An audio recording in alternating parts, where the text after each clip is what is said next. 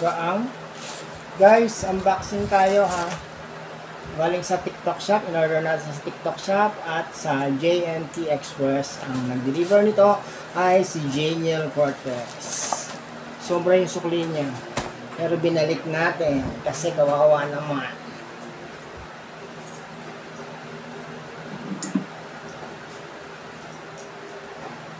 Gunting.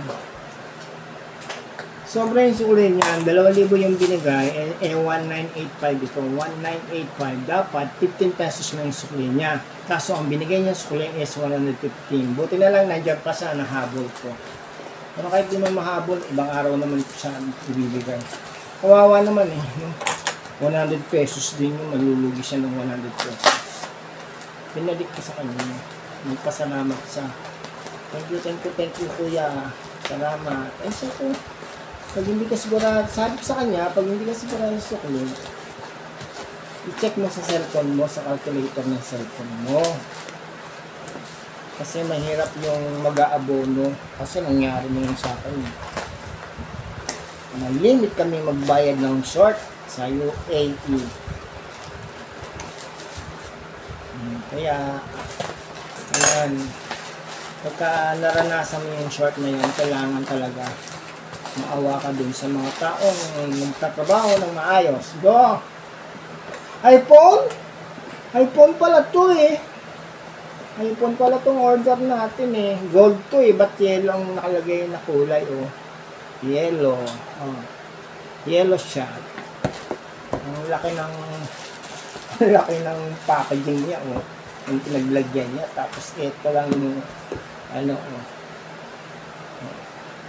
Ilalagay natin sa screen yung pinaka ano nito pangalan nito na in-order natin. Makikita niyo diyan sa screen. Pagka nag-edit tayo, makikita niyo yan sa screen yung in-order natin. Ito, so bubuksan na natin. Taran! Oh.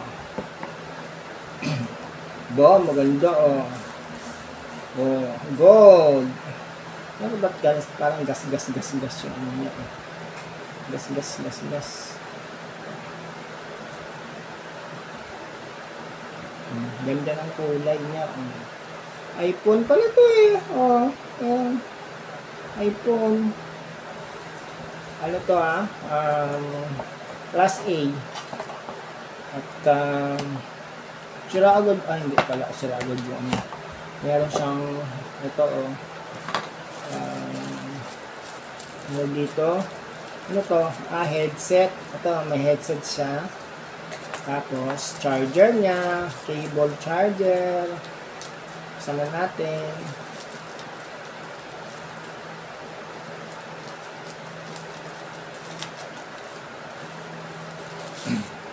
Ayan, cable charger niya. So, Type-C. Hindi siya ano, iPhone style, pero Type-C. O, ayan yung ano natin, charger natin.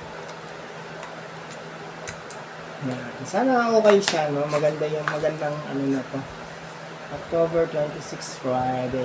October 26 Friday. Ang ganda ng gawa ah. Oh. May iPhone na ako. iPhone daw. Hindi siya iPhone.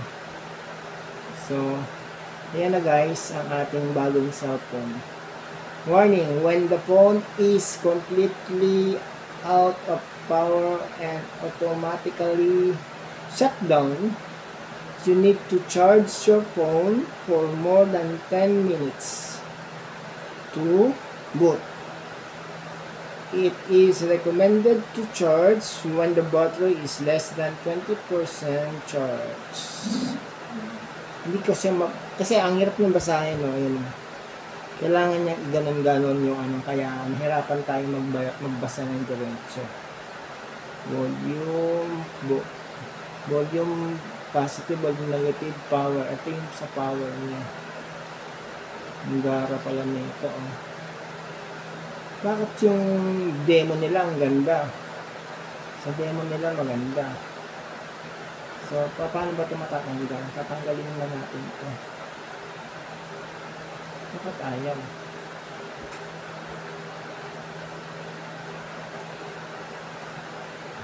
Ano kaya itong tatanggal? Oh, welcome! Gara.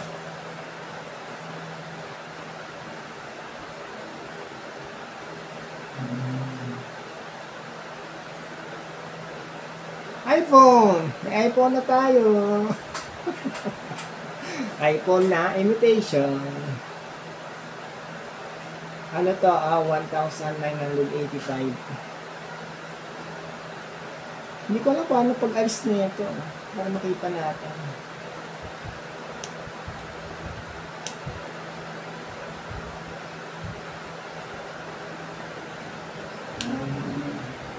Yun. Yun. Tanggal na din. So, ayan na. Natanggal na natin.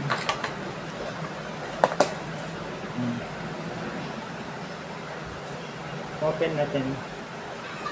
O ba, fully charged pala siya eh. O, ayan. So, titignan natin. Wow, ganda oh. Ang bagay. Ayun. Ang ganda oh. Okay ah. Ang ganda siya. Pwede na. 1985. Sa halagang 1985. Sure na. Maganda naman siya. Bigay ko ito sa adik ko.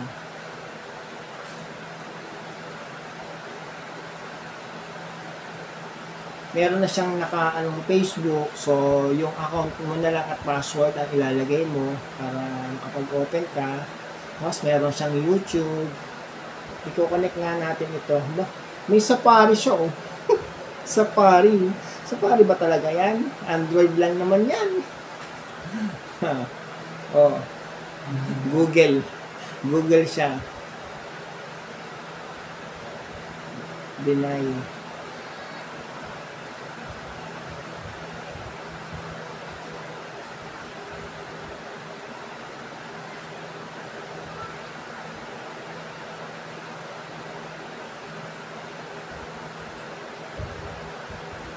Ganda oh. Pwede na. Hindi na hindi na lugi. Pero titignan natin syempre, i-try muna natin yung mga niya.